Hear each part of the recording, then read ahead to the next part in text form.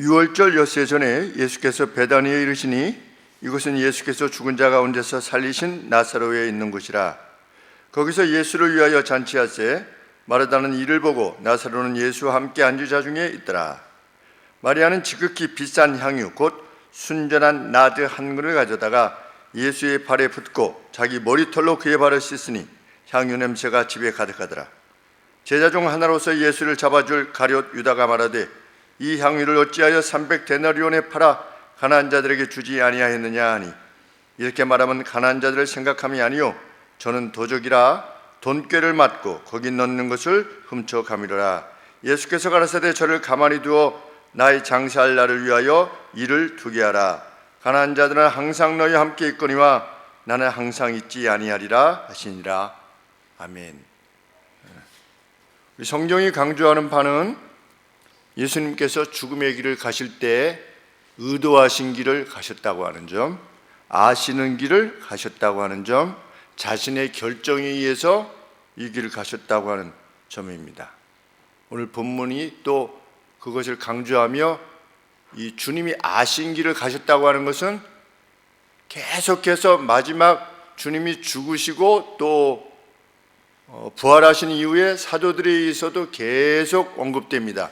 구약에서 예언되어진 내용들이 예수님에게서 이렇게 이루어졌다라고 하는 것이 계속 언급되는데, 오늘 본문 말씀도 예수님이 자신의 죽음에 대해서 알고 계셨고 그 길을 가고 계시다고 하는 것을 강조하고 있는 것입니다. 또 다른 교훈 중에 하나는 그 예수님께서 십자가로 가시는 그 마지막 과정에서 주님께 드리고자 했던 그 헌신의 기회를 얻은 마리아에게 영예가 돌려졌다라고 하는 사실, 예수님이 알고 계셨다고 하는 사실이 큰 주제라면 그 알고 계시는 길을 가는 과정에 있어서 예수님에게 영광을 돌리려 했던 마리아의 헌신이 예수님에 의해서 승인되어졌다라고 하는 것 또한 교훈이라 아니할 수가 없게 되는 것입니다. 1절 말씀에 원문에는 그러므로 이렇게 되어 있는데 우리 성경에는 그러므로는 없습니다. 영어로는 therefore 이렇게 되어 있습니다. 그러므로, 무엇이 그러므로냐? 바리새인들과 대제사장들이 예수님을 잡아 죽이려 함으로, 예수님께서 어디로 피하셨냐면 에브라임이라고 하는 동네로 피하신 것이지요. 예수님은 죽음을 피하신 것이 아니라 굳이 서둘러서 때가 되지 않았는데도 불구하고 굳이 위험에 직면하실 이유가 없으니 에브라임이라는 곳에 머무르셨다가 이제 베단이라고 하는 동네로 들어오시게 됩니다. 언제냐? 유월절 엿새 전에, 우리 이 날짜로 치면 그 주석에 보니까 유대인 절기로, 이스라엘 절기로 원력으로는 1월 14일 저녁에 금요일에 지금 예수님이 언제 들어가셨습니까? 6월절에 들어가셨습니다.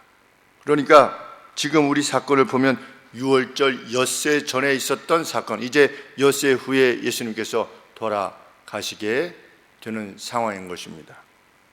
이런 상황 가운데서 예수님께서 베다니에 이르르셨는데, 이 베다니는 어떤 곳이다? 예수님께서 전에 죽었던 나사로를 다시 살리신 곳이라. 들어갔는데 2절에 보시면 거기서 예수를 위하여 잔치가 벌어졌다.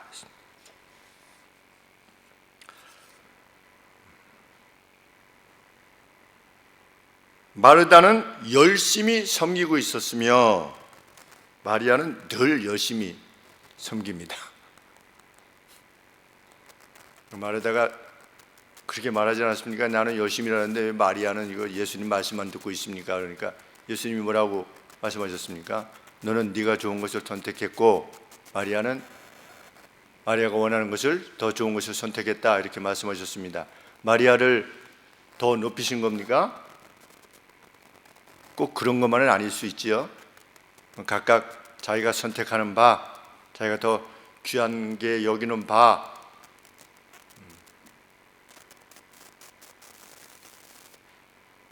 그러한 가운데 지금 있는 것입니다. 마리아다는 여전히 열심히 일을 보고 그랬는데 부지런히 음식도 날리고 이런 일들을 행했다는 뜻입니다. 나사로는 못하고 있었느냐? 예수님과 함께 게스트 중에 한 사람으로서 예수님과 함께 이렇게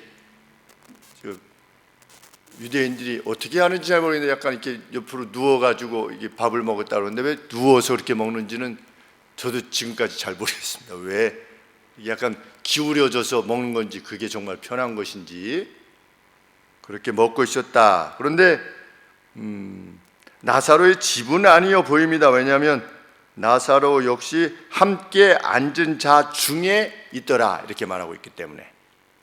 그리고 이게 나사로의 집이라 이렇게 말하고 있지도 않고 나사로의 있는 곳이라 이렇게 한 것을 보면 베다니를 누구의 집에 들어가셨는데 지금 주님을 위한 저녁이 준비되어져 있는 것입니다.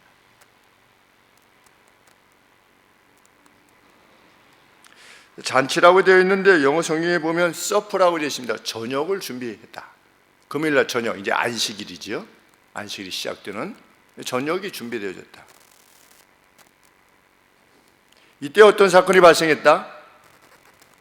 마리아가 아주 비싼 값이 나가는 비싼 순수한 향유 약 0.5리터 정도 되는 향유를 예수님의 발에 부었다. 발에 붓고 자기의 머리털로 예수님의 발을 훔치고 했는데 그 향이 온 집안에 가득한 이러한 상황이 발생하였다.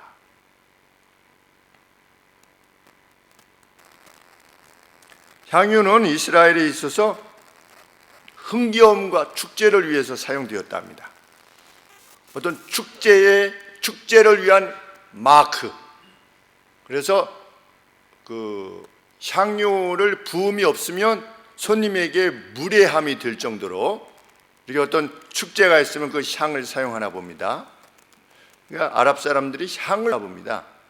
그래서 유향도 그렇게가 그 세계 무슨 여행 이런 데 보면 이란의 그 유향을 보면 뭐 싼 유향도 있고 아주 값 나가는 유향도 있는데 뭐 유향 이만큼에 뭐 몇 천만 원짜리도 있고 그렇습니다. 그러니까 향을 그만큼 그 사람들이 좋아하나 봅니다. 그러니까 우리 나드 향이라고 이렇게 표현되는데 그것이 어떤 향인지 우리가 모르죠. 네.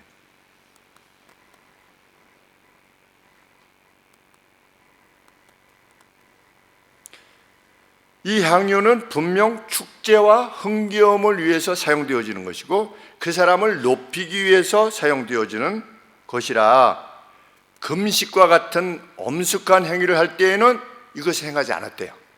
지금 금식하면서 막 이렇게 하나님 앞에 기도하고 있는데 그 향유를 이렇게 붓는 일이 어울리지 않는 겁니다. 그렇기 때문에 금식 같은 행위를 할 때는 향유를 붓는 것을 삼갔다라고 할 정도로 축제, 기쁨 이런 것들을 의미하는 것인데 마리아는 그 의미로 부은 거지요. 누구에게? 예수님에게. 그런데 왜 발에 부었는가? 보통 어디에 붓겠습니까? 보통은 머리에 붓는데 마리아가 왜 예수님의 발에다가 부었는가? 성경이 답하지는 않지만 추석가들 중에는 이렇게 말하고 있습니다. 자신이 예수님의 머리에 부을 만큼 그렇게 자기 자신을 그렇게 이해할 수 없었다는 것이지요. 그래서 예수님의 가장 낮은 부분, 그 예수님의 발에라도 자기가 기름을 부을 그만큼 마리아가 겸비함으로 지극한 겸비함으로 예수님에게 기름을 부은 것이라 이렇게 여겨진다라고 하는 것이 주석의 해석가들의 해석인데, 이것을 뒷받침할 수 있는 것은 머리카락으로, 우리가 좀 그렇지 않습니까? 여인이 자기 머리카락으로 이렇게 풀어가지고 머리카락으로 향유를 부은 다음에 그 머리카락으로 예수님의 발을 이렇게 와이프, 이게 하는 것입니다. 이게 닦아낸 것입니다. 그런데 유대 여성들은 공적으로는 머리를 이렇게 풀지 않는다고 합니다. 우리 옛날에 할머니들 이게 누구나 쪽하지 않았습니까? 할머니들은, 결혼하신 분들은 또 이렇게 했는데 머리를 풀지 않았죠. 우리 어렸을 때 보면 그런 것처럼 유대 여성들도 어떤 공적인 어떤 모임에서는 머리를 풀지도 않는데, 머리를 풀지도 않는 정도뿐만 아니라 그 머리카락으로 예수님의 발을 닦는 것입니다. 이것은 예수님의 어떠하심에 대해서 자기 자신이 어떠한 존재라고 하는 것을 인식하는 것입니다. 세례 요한이 예수님에 대해서 뭐라고 그랬습니까? 나는 그의 내 신들매 하나라도 이렇게 들기가 합당치 못한 자다 라고 자기 자신을 표현한 것은 지극한 왕 되신 하나님 앞에 자기 자신을 낮추는 것처럼, 마리아가 자기 자신을 그렇게, 아니 무슨 남존 여비 뭐 이런 것이 아니라 자기 자신을 그렇게 이해한 겁니다. 누가? 마리아가. 그만큼 예수님을 높이고 싶었던 것입니다. 그런데 누구의 발을 상대한다는 것은, 예수님께서 제자들의 발을 닦고자 하셨을 때 베드로가 절대로 못한다고 하지 않았습니까? 왜? 집안에서 그 발에 있는 그 영적인 부정함, 그 부정함을 씻어내는 일, 그래서 결례, 퓨리파이 하는 거지요. 정결하게 하는 정결례지요. 정결례.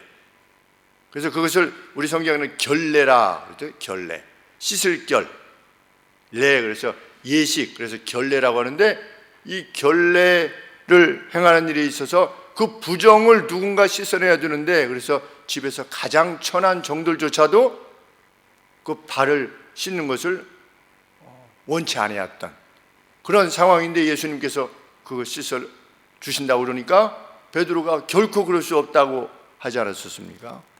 그런 것을 보면 이 여인이 자기의 머리카락으로 예수님의 발에 그 300데나리온이나 되는 그 가치가, 한 데나리온은 하루치 품삯이라고 그러는데, 우리가 안식일에는 일할 수 없는 것을 고려해 보면 365일 아니겠습니까? 그러니까 1년에 52주니까 안식일이 52일이지 않겠습니까? 그러면 결과적으로 한 300데나리온 정도 되면 52일 더하면 352일, 그러니 365일이니까 한 열흘 정도 차이가 나면서 1년치 임금이 되는 겁니다.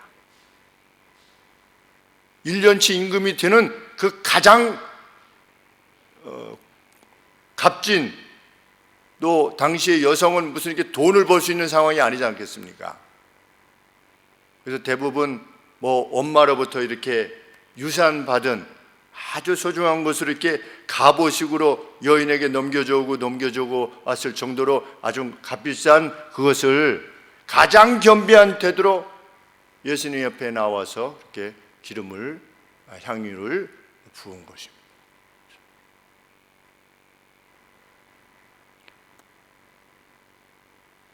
마리아의 의도는 무엇이겠습니까? 예수님을 높이고자 한 것입니다. 축제가 되기를 원하는 것이고.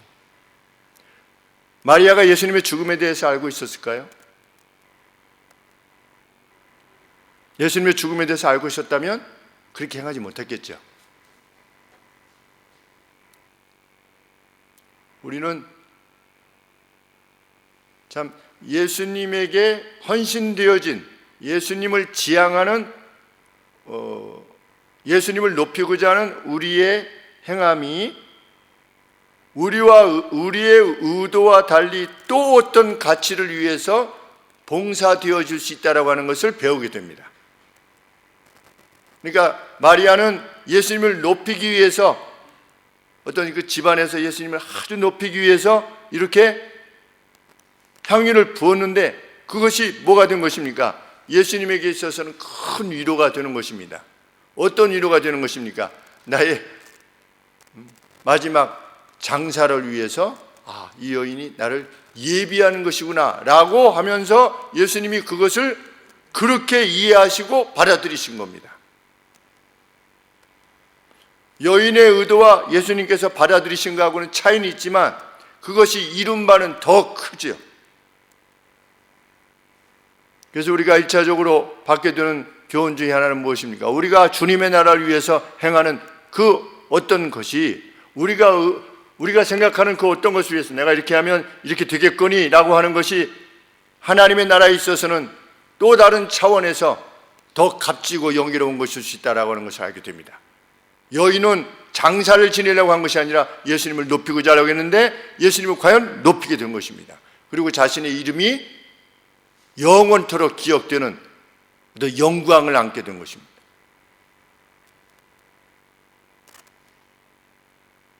이에 대해서 이미 횡령을 일삼았던 가룟 유다가 성격이 여기 우리 요한복음에 보면 아주 평상시부터 아주 나쁜 성품을 지니고 있었던 것을 알게 됩니다. 왜? 여기 그렇게 말하고 있기 때문에 저는 도적이라 돈꾀를 회개를 보는 겁니다. 예수님 12제자하고 이렇게 했는데 회개를 보는데 빙땅을 자주 하던 자이더라 이렇게 되어 있지 않습니까? 빙땅을 횡령을 하던 자이더라. 그래가지고 여인이 부었어요. 300데나리온 되는 것을 부었어요. 왜 화가 났을까요? 자기가 먹어야 되는데 이거 300데나리온 가지고 가난한 자들을 나눠줬으면 좋을 뻔하였도다 이래가지고서 300데나리온 들어오면 그 팔아가지고서 자기가 좀 빙땅하고 나머지 쓰는 것처럼 이렇게 하려고 하는데 그게 안 된 겁니다. 이거 분노하는 겁니다. 뭐 요새 그런 사람들 많이 있죠. 뭐 이러니 저러니 이렇게 하면서 자기를 배불리는 자들.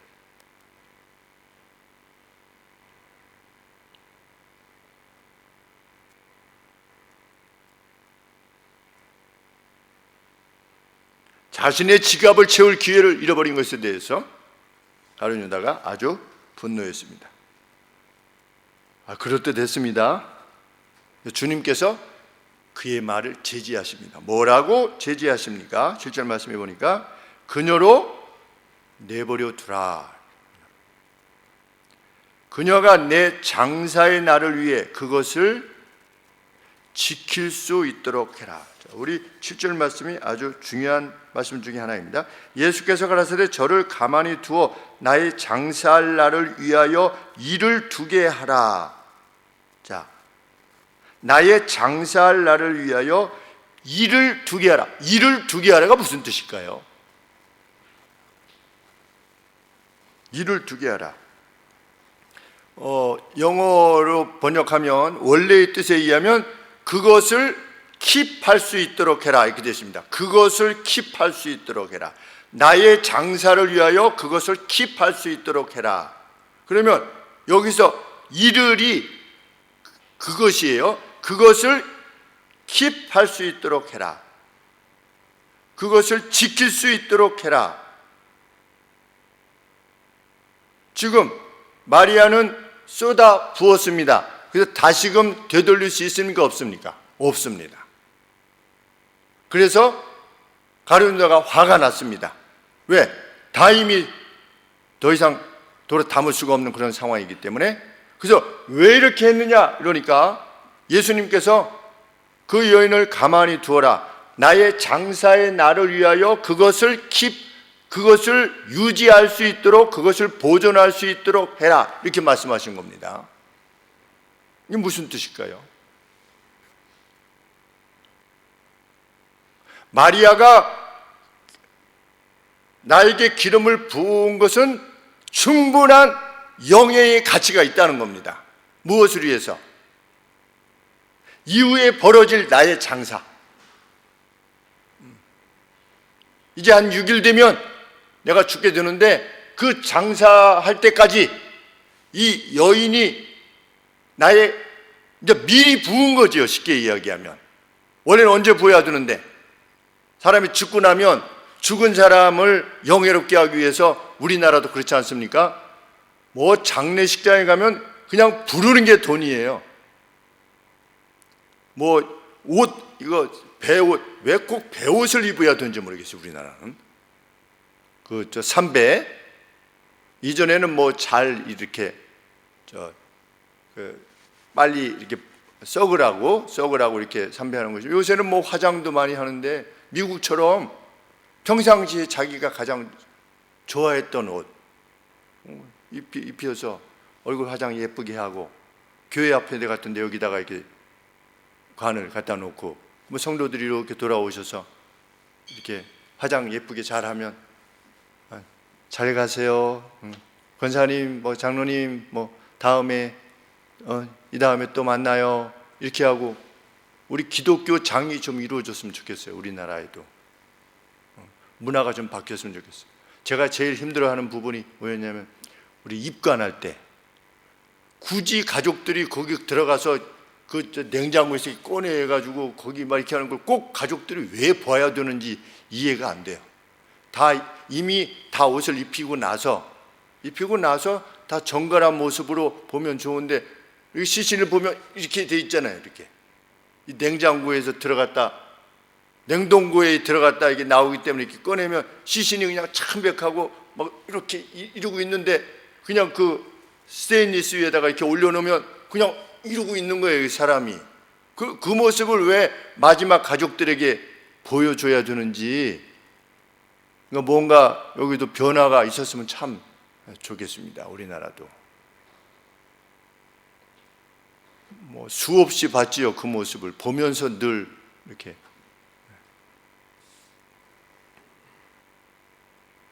그런데 장례를 치르게 되면 이스라엘에도 장례를 치를 때 있어서 돈을 아끼지 않는다고 합니다.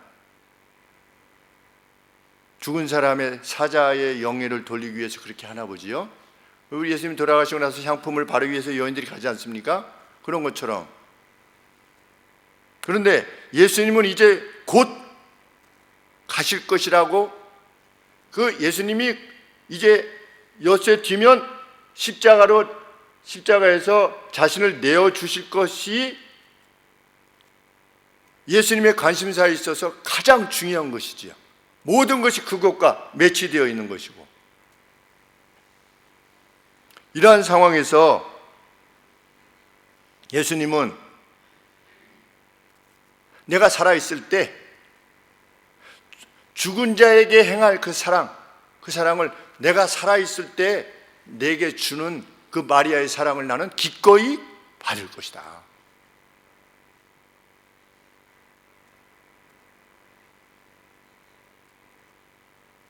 주님을 위해서 마지막 의식을 행한 겁니다. 누가? 마리아가. 참, 마리아는 지극한 영광을 아는 것입니다. 실상 예수님이 그렇게 말씀하셨으니까 내 장사를 위해서 그것을 킵할 수 있도록 해라. 쓸데없는 일이 아니라는 겁니다.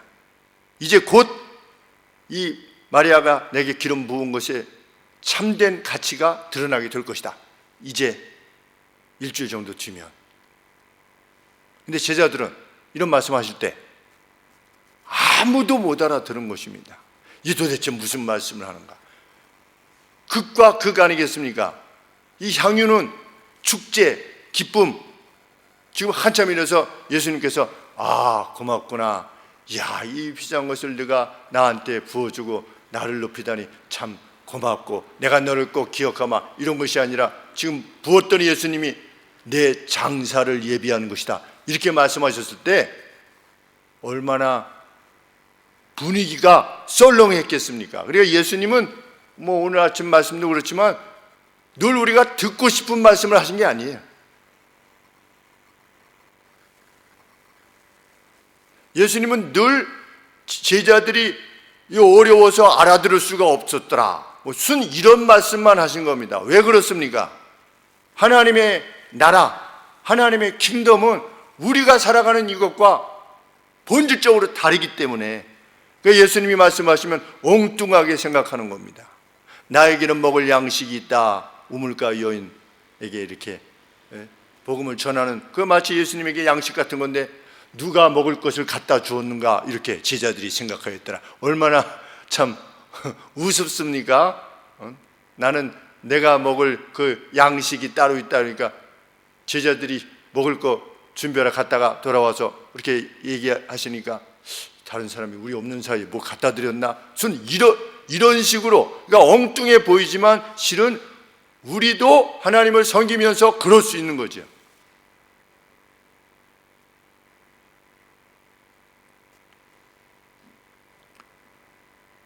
예수님은 헌신을 위한 마지막 기회를 잡았던 마리아를 높이고 계시는 것입니다. 그리고 더욱 중요한 것은 무엇입니까? 이 장사를 말씀하시므로 예수님께서 스스로 죽음의 길을 가고 계셨다고 하는 것을 분명히 드러내셨다는 것입니다.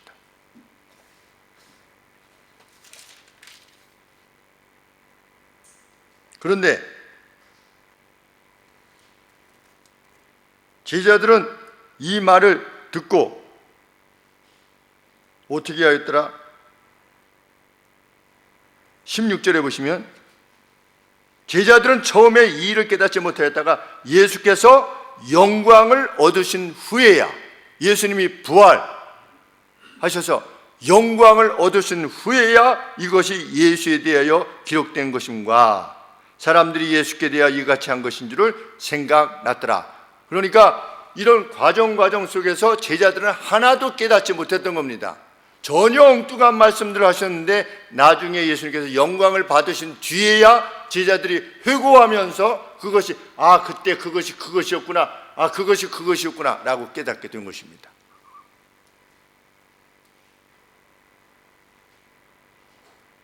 그 죽으심이 예비된 죽음이었다.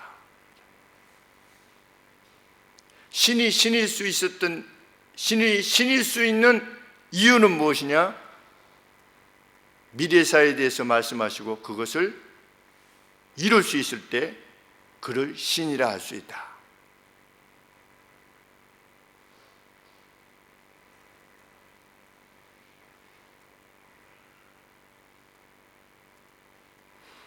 요한의 증언은 분명 그것입니다. 우리도 몰랐었다. 그런데 주님께서 영광을 받으신 후에야 비로소 우리 주님이 태초에 계셨던 그 제1원인으로서의 로고스였다, 말씀이셨다 라고 하는 사실을 우리가 알게 되었다. 이 증언의 내용 그대로 주님이 오셨고 또 그것을 이루셨다고 하는 사실이 오늘 현재의 우리의 믿음이라고 하는 사실에 대해서 정말 감사하며, 요한의 증언뿐만 아니라 하나님께서는 각 시대마다 하나님의 살아계심에 대한 증언의 이유들을 믿음의 성도들에게 주시는 분이라 우리는 확신합니다. 그래서 우리 역시 이 요한이 사도가 이러한 증언을 남겼듯이 우리도 우리 시대에 하나님의 역사하심에 대해서, 참 우리를 위해서 행하신 바에 대해서, 우리 교회를 위하고 우리 나라를 위하고 우리 개개인을 위해서 행하신 바에 대해서 증언하고자 하는 그런 간절함, 그리고 하나님께서 그렇게 우리에게 증언의 기회를 주시기를 구하는, 그래서 과연 이 하나님이 우리의 하나님이셨다라고 하는 기록과 증언을 남기고 갈 수 있는 저희가 되기를 소원하는 것입니다. 기도하겠습니다.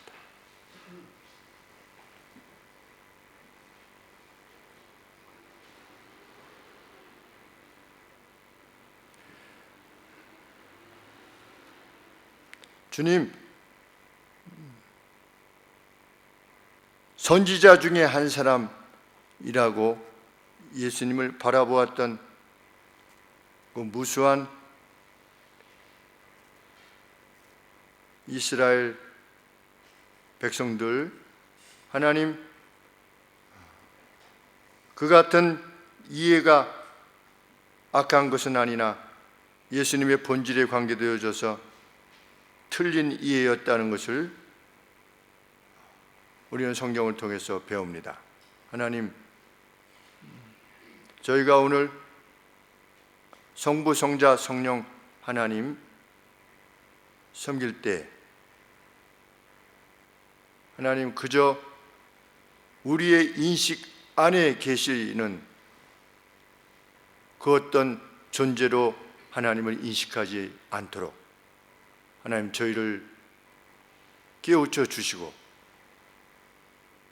보게 하시고 인식케 하여 주시옵기를 간절히 소원합니다. 알파와 오메가 되시는 역사의 시작이요 마지막이 되시는 역사에 대한 청사진을 가지고 계시고 그것을 능히 전능으로 전지로 이루실 수 있으신 하나님이심을 거듭 증언하는 이 증언의 내용들이 우리에게 산 믿음을 위한 기초들이 될 수 있도록 도우시고 깊이 살펴서 동일한 믿음 가운데 함께 거하게 하시고 그 믿음이 우리로 하여금 하나님의 나라에 속한 자로서의 삶과 결정과 말을 이루어갈 수 있도록 도와주시옵소서. 우리의 생이 잠깐 주어진 것이지만 존귀하신 주님을 배울 날이 반드시 있을 것이며 최후의 심판에 바로 이 주님께서 우리를 상대하실 때에 참 살게 하시는 날 동안 주의 뜻에 충성과 헌신을 다했던 그러한 이들로 확인되어지는 그 빛나는 영예가 저희들에게 주어질 수 있도록 도우시고 저희들 부지런히 힘을 다하여 이 길을 향해 나아갈 수 있도록 도와주시옵소서. 예수님의 거룩하신 이름으로 기도합니다. 아멘.